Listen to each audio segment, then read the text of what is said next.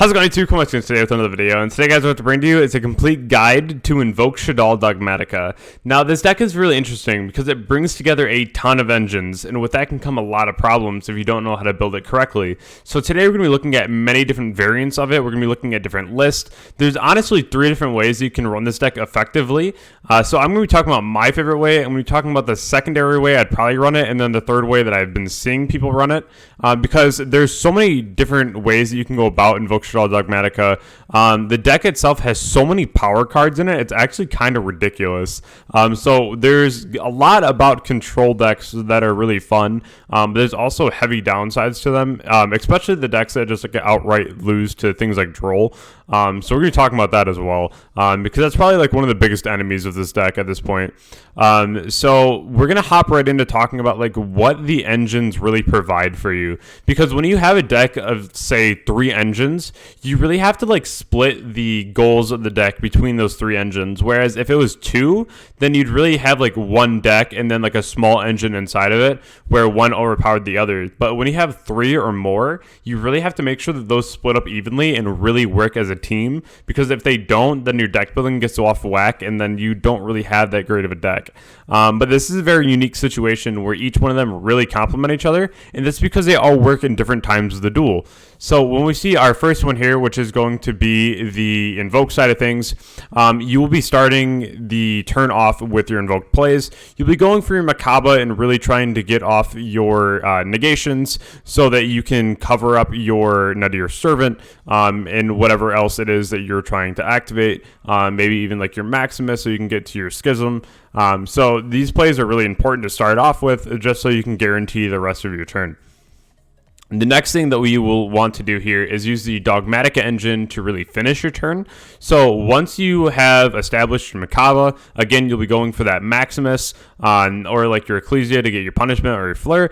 Really just setting up your board to have some kind of interruption for your opponent outside of the Makaba that's already there. So you'll start with Invoked and you'll end with Dogmatika. But where does Shaddoll come into play then if that's the beginning and the end of your turn? Well, Shaddoll is actually really interesting because that's what's used on your opponent's turn to interrupt them.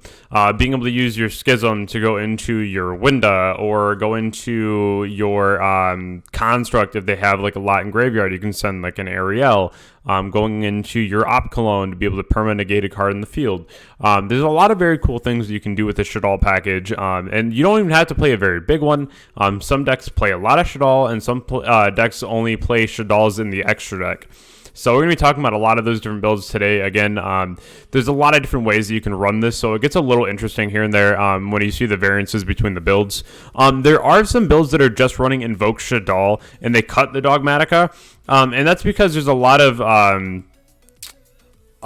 good plays that you can do just with them alone because of cards like Meltdown, where no matter what fusion spell or trap in this case, because it's Schism, you activate, your opponent can't respond to it because you have the Schism. So being able to like activate the Meltdown and then activate a Shaddoll fusion behind it is just really powerful, and that's another reason why a lot of people like cut the Dogmatika engine, because with the Invoked Shaddoll, a lot of times like if you are going second, there is a heavy possibility that you can just outright beat your opponent in that turn through an OTK. So there is a lot of different ways that you can go about this. I still feel like playing the 3 of them together, it shows a lot of grind and a lot of potential, because the 3 of them complement each other so well, and they all work at different points in the turn. Now, this isn't saying that you can't start your turn off with like Nadir Servant, summon Ecclesia, get Flare, like try to pop a card with Natis, and then summon Flare, and then negate a card, and then like run over things, which is also very good. But this is just off of like a standard viewpoint of like what the deck is supposed to do on like a normal hand. So again, you start with Invoked, you end with Dogmatika, and then you use your Shaddoll cards on your opponent's turn through things like Schism, which is also very, very good. The card is insane.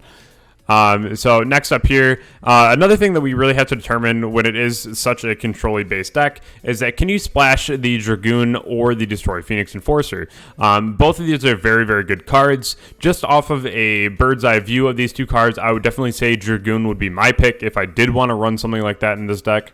But another thing you really have to realize is that you already have insane boss monsters in the deck through things like Winda, that you don't really need cards like this.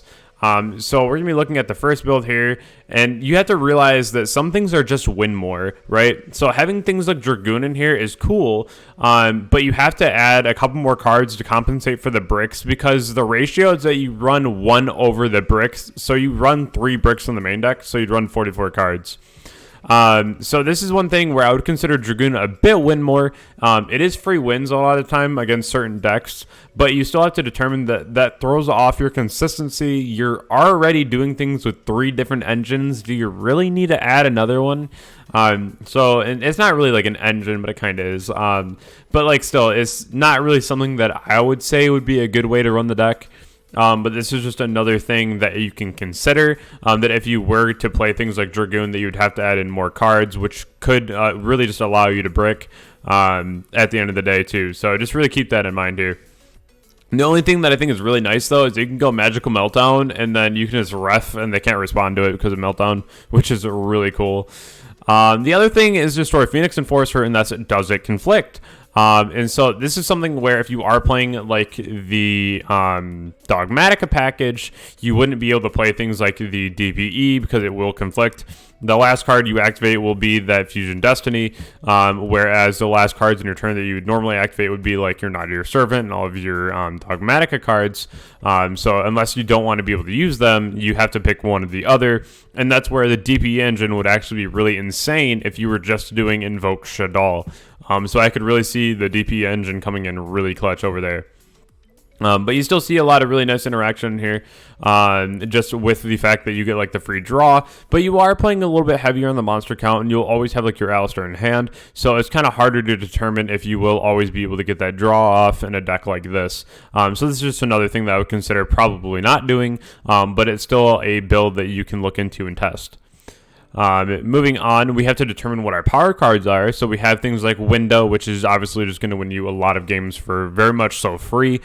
Being able to not be destroyed by card effects, also just being able to basically stun your opponent through summoning, very, very powerful. Shaddoll Fusion going second, again, just really insane. Being able to send free monsters from your deck to the graveyard just to be able to shut your opponent down through things like the Op Cologne, or like the Construct, and then being able to Catastor into a monster. If you're unsure what I'm talking about, Construct has an effect when it battles a monster that was special summoned, that it will auto destroy the monster that it's attacking before damage calc. Very, very good card there. And then the Nadir Servant, being able to just really tutor out to your Dogmatika engine, and be able to send a power card from your extra deck to the graveyard, like Nintis, like Titanclad, that is always very, very solid as well. So these are your cards that you really want to consider to prioritize. Even cards like Gamma to be sided in game 2 are really crazy, because you can activate Shaddoll Fusion if they like ash you or like negate it with a monster effect, and you can like activate Gamma, and then just get a lot of free value. The same things with things like Nadir. If you're already trying to crack a board through a Nadir Servant, you go Nadir, and then you go Gamma when they negate it, and then you send a Tisk, pop a card, go Ecclesia, add Flare, negate a card, run over the rest. Like it's really, really strong what you can do with this card, with cards like Gamma as well. Things to consider before we start looking at a list right now. If you're playing multiple engines, make sure that you're using each engine. And this kind of dips back into what I was saying before, where like if you're going to have multiple engines, make sure that they're being evenly distributed throughout the deck, and you're really making sure that you're seeing each one every game. Because if you ever find yourself not using one, then maybe it's time to cut it. But in a deck like this, you're almost always using all 3 all the time.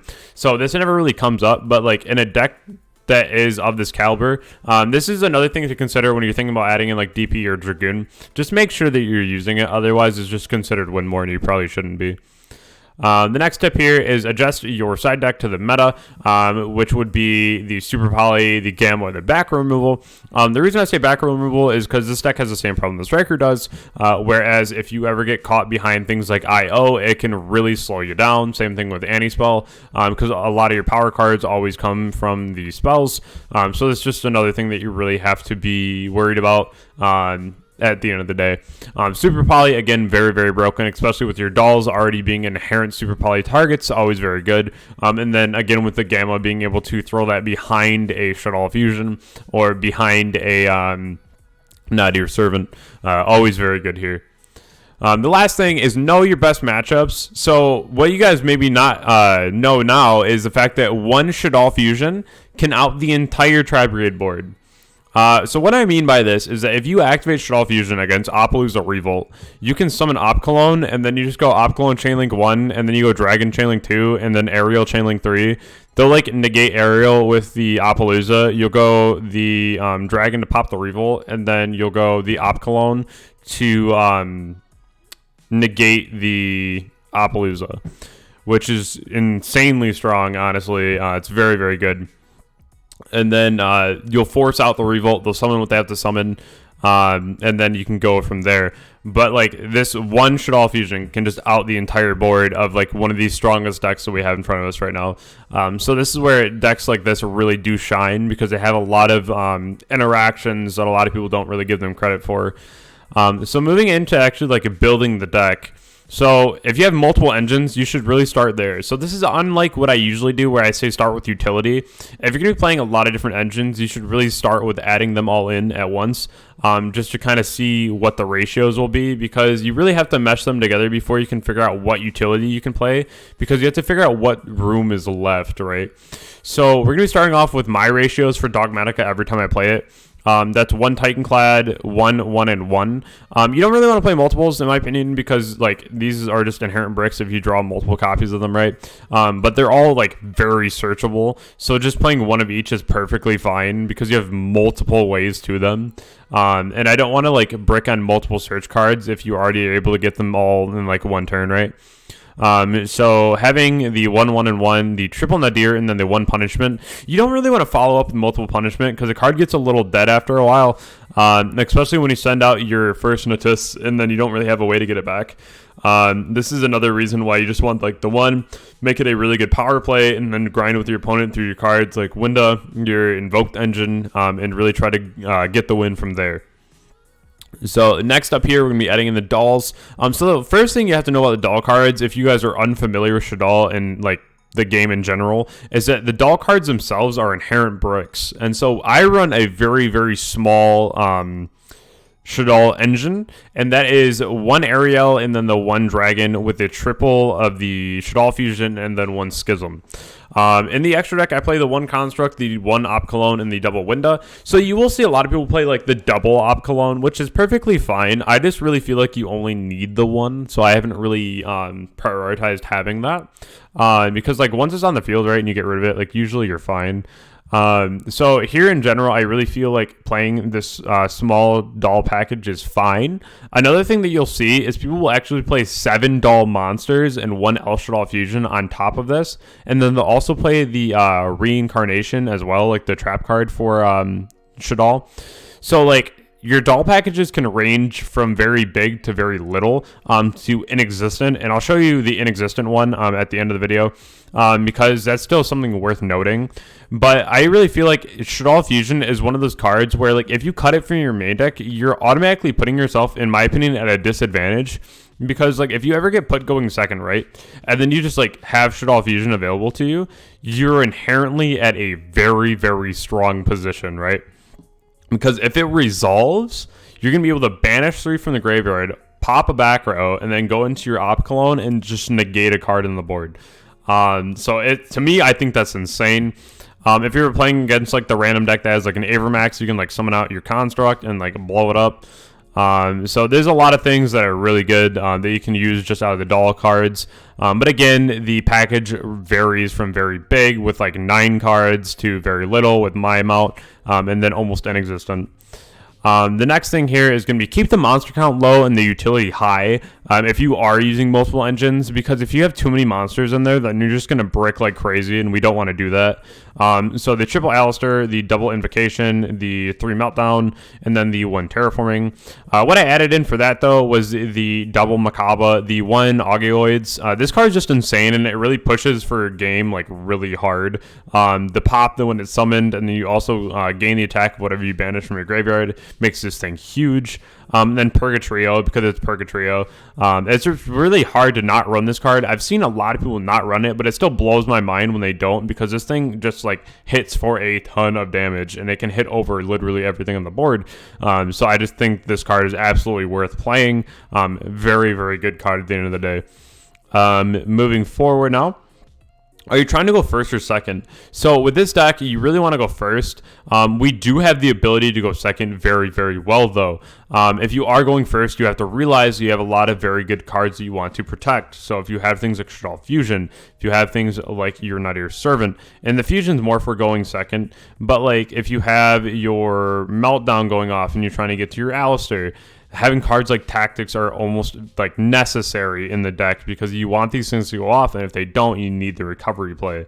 And you don't really need a whole lot to go off in this deck. So even if you have like Not a Servant, you even would be comfortable just activating the talents and just ripping a card out of your opponent's hand to making them start with even less. Having things like Droplet is always very strong as well, just so you're able to shut off really problematic cards and you don't auto lose to like the Drytron board when you're going second. Since your hand trap count will be relatively small in this deck, but it won't be that small. You'll still have interaction with your opponent, but it's still nice to have things like Droplet, so you're not really afraid of boards. And then Solemn Strike, because you're going first, so like the strike is always just a very good generically well-rounded card, and it's also good if you are going second anyways, because once you clear the board, if you can set up a strike and like an interruption with your opponent, a lot of times they can't really come back from that. So for me, I think that strike is always worth in builds like this. Moving forward, your hand trap count. You guys know how I am with my 2-ofs, especially in a deck that's already so tight with all the engines going off in here. So 2 Ash, 2 Veiler, 2 Imperm. And then why the Veiler and not Meister or Bell? I'm playing the Veiler because the Construct is still one of the best cards in your deck. So like at worst, if you ever need a Shaddoll Fusion, you can go ahead and send a Veiler from your deck. So you don't have to like waste one of these, which is always really nice to have as well. This has kind of been the common thought throughout all of playing Shaddoll, that you play the Veiler just so you have access to your Construct, which is, in my opinion, more than reasonable. Having the Meister, you would be able to summon the Winda, but I just feel like the Veiler right now, especially when Sword Soul and Flunder are out here and they're going to be really popular, I feel like the extra Veilers in here really will just like help you out in the long run. So I think that's perfectly fine having Veilers in there. And that's kind of like when we're talking about Dragon, where you have to determine your hand traps based off the deck that you're playing. And this is just another interaction where we're playing like the actual Veiler monster instead of the other ones is way better because of things like Construct. And then the other thing, you guys know my favorite question in any deck that I play, always ask if you can run a pot card. And that's going to be our Prosperity here, because the extra deck is rather loose. So you have a lot of options to get into your Not Your Servant, your Shaddoll Fusion, especially going second, getting into your Droplets, and whatever engine pieces you need to see. So the last thing is to fill your extra deck to suit your deck, and then also add extra win cons, so things like the access code. You need the Secure Gardna, so you can go like the Almirage, Secure Gardna, banish the Almirage off the Maximus, and then use the Secure Gardna for your Makaba. So it's always very good just to see this in here. A lot of people cut like the Secure Gardna, and they're only playing the Artemis now, which is honestly not that good in my opinion. I think this is still really worth it, just to have the additional banish off of your Maximus, which is always very nice in my opinion.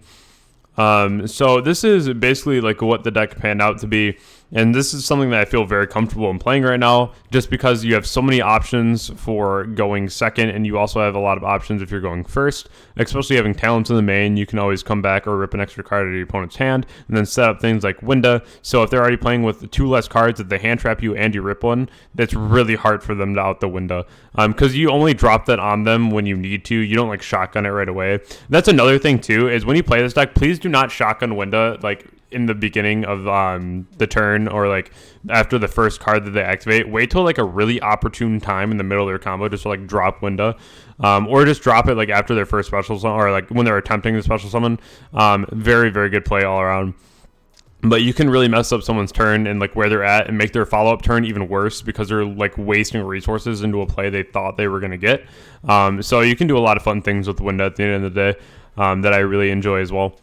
The other thing I want to talk to you is to try alternate builds. So this is something that is really important as well. And this is where I said that you can play a build that has almost a non-existent Shaddoll engine in it. The only thing that you actually play in the main is Schism in this one. And then you have like a ton of your Shaddolls in the extra deck, but you really just rely on your Schism to keep banishing the extra deck cards to be able to summon out things like Winda. So we're not playing the main deck Shaddolls, we're playing 3 of the Ecclesia, and then we're playing the double Bell. This is just so you have more ways to like your Dogmatika engine, and you're able to crack boards through things like Nadir, rather than using cards like the Shaddoll Fusion. So you can kind of test it out the way that you would like to test it. I personally really like my way of doing things, where you have the Shaddoll Fusion in there, and you're really just trying to go first or second. It doesn't really matter. Obviously you want to go first, but if you get put going second, you're like solid, man. Like I got it, you know, because you have your talents, you have your Shaddoll Fusion, your droplets. Like you should feel more than comfortable going second with this deck. Versus this one where you're already shutting off your extra deck immediately using things like Nadir or your Dogmatika cards. I don't really love this, but this is something that we've seen a lot lately as well, where people are only playing the Schism. So again, you can kind of pick and choose how you want to do it, but again, I prefer this one over this. So the last thing I want to mention here today, guys, is just a reminder that my 5K subscriber special tourney is actually coming up very, very quickly on the 13th of November. So this is the pricing again. We have a box of Bode. For second and third, we have 2 Megatons each. We have, for fourth place, the 3 Cyberstructure deck, which has the Imperms in it, which is always very good to get yourself a set of Imperm. We have the event being held on DB on the November 13th with a $5 entry. This is the U.S. region lock, so I do apologize about that, because it's not something that I wanted to do, but it is my first tournament. So just to make things easier on everyone in the tournament, I'm just going to keep this one U.S. locked. The next one that I go about doing, we'll just do PayPal and make it everyone. I do apologize about that, but this is kind of just going to be easier on especially me, just for my first tournament. The cap is going to be 150 players. There is plenty of room right now for anyone to join if you would like to. Go to the description and join my Discord, and then DM me personally to send your entry.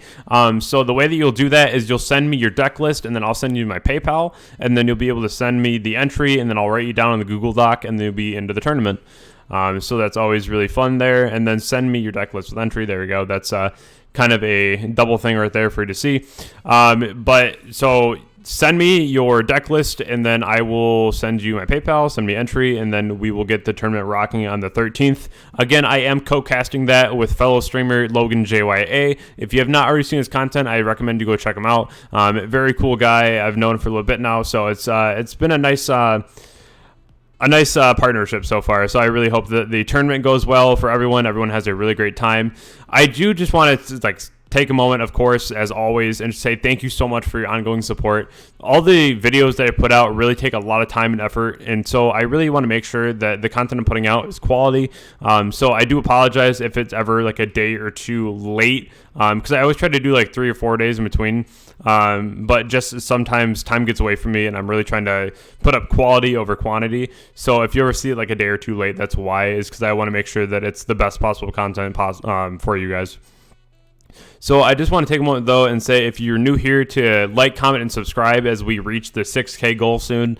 We are teetering on 5.5, which is, again, still crazy, because we just hit 5K and we're already at 5.5. You guys are amazing, honestly. You make the whole YouTube thing worth it, and really just making these videos and being able to help out as many people as I can. It's honestly something that I can only dream of, and the fact that I can do that now is just amazing. So I just want to say thank you one more time, and I'll catch you all in the next video. Thanks.